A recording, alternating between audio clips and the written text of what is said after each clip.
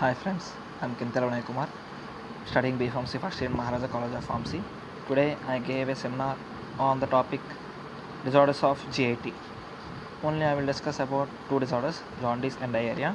I will go with that. You can see here not main physiology, jaundice and diarrhea. Okay, I will discuss only cause, symptom, pathophysiology and treatment of these two diseases.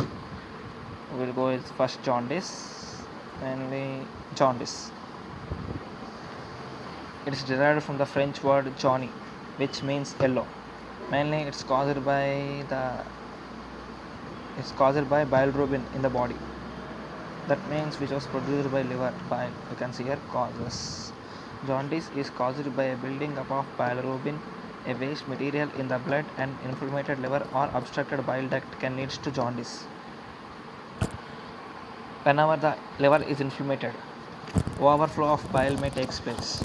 That will be mixed in the blood, which carried by hemoglobin. We all know hemoglobin can carry bile, and that will be collected by skin and eyes. Okay, and obstructed bile duct may be obstructed, that causes overflow of bile as well as other underlying conditions. I think you all understood. Okay, I will go with symptoms include a yellow tinge to the skin and whites of the eyes, dark urine and itches. Normally I already said bile is carried to skin and eyes through blood, and skin and eyes will collect that bilirubin and turns yellow color. Pathophysiology of jaundice. I already said pathophysiology. Pathophysiology? Why should we know this? Normally, what is meant by pathophysiology? It is the functional changes that are occurred within an individual due to disease.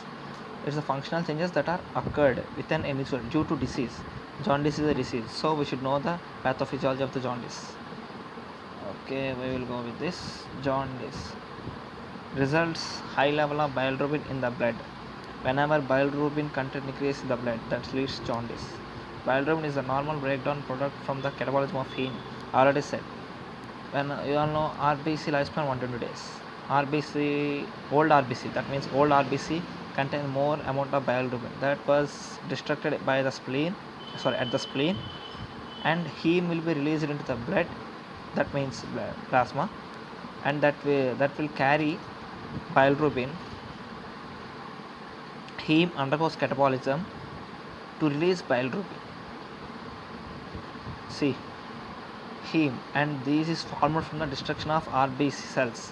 Under normal circumstances, bilirubin undergoes conjugation within the liver, making it water soluble. I think you all understood. I will explain again. Pathophysiology, that means nothing. Here we are knowing the functional changes occurring in an individual due to disease. That means functional changes occurred by the disease. For the jaundice, nothing is there. See, bilirubin, that means first bile content will be increased in the blood due to inflammation of liver, that will be carried by the blood, and old RBC contain old RBC carry more bilirubin, that means collect more old RBC collect more bilirubin. After 120 days, RBC undergoes destruction. By heme will be released, because heme is the carrier of bilirubin. Heme will be released. That heme undergoes conjugation to release bilirubin. That causes increase in the bilirubin in the blood, and that will be collected by skin and eyes. I think you all understood. Okay, we will go with treatment. Normally, it has no treatment. If it is caused by liver, it will be cured by its own. Otherwise, it will be caused by blockage of bile duct. Then surgery should be needed to clear that blockage. Sometimes pregnancy may cause temporary jaundice. That will be go away after the delivery. And I want to tell you something. Sometimes without jaundice also, skin turns yellow. That is due to overeating of beta carotene. I think you are understood. Sometimes without without jaundice also skin turns yellow due to overeating of beta carotene, that is called as pseudo jaundice, because both has similar symptoms. I think you all understood jaundice. Now I will go with next one, diarrhea. Diarrhea usually a symptom of bowel infection. Normally we all know bowel infection. Diarrhea is usually symptom of bowel infection which is caused by a virus or a bacteria or a parasite.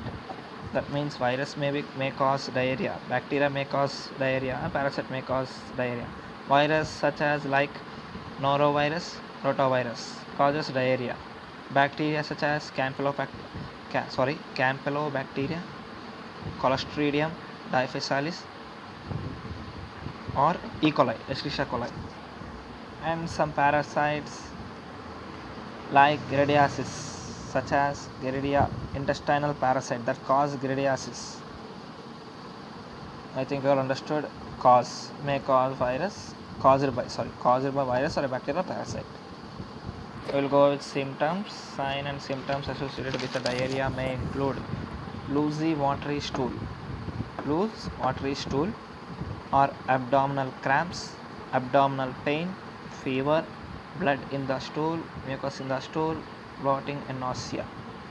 See, normally, mainly we observe watery stool, abdominal cramp, and abdominal pain. Major causes. I already said pathophysiology. We should learn pathophysiology of the disease. Pathophysiology of the disease here. The immune response to inflammatory condition in the bowel contributes substantivity to development of diarrhea. Activation of white blood cells leads them to secrete inflammatory mediators and cytokines which can stimulate secretions. Normally in our body, fluids are, for every reaction fluids are required. Whenever fluids become excess more, diarrhea causes. I think you are understood.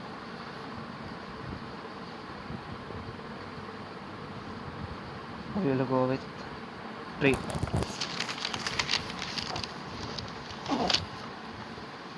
In a simple way, I will explain the pathophysiology of the diarrhea. It is due to imbalance between absorption and secretion process within the bowel. Normally, for the absorption secretion, fluids are, that means absorption will be secretion will be takes place. Whenever there will be an imbalance between those, means excess secretion or excess absorption, diarrhea will take place. For excess secretion only diarrhea will take place, because I already said we will get a watery stool, loose.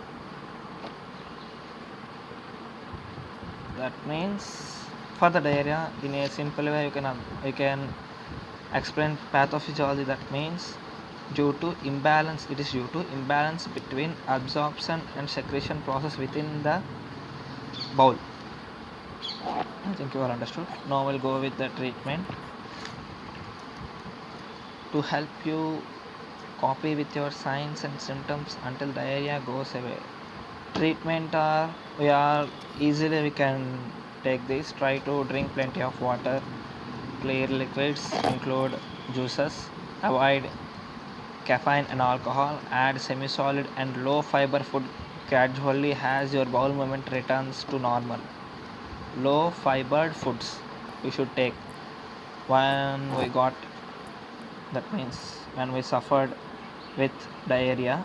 We should take more water, avoid caffeine and alcohol, and we should take semi-solid and low fibered food.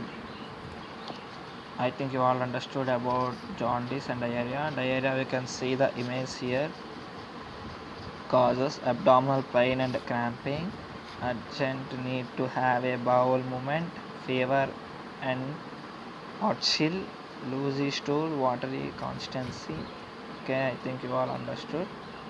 Now I will do this. Okay guys, I think you all understood. Thank you.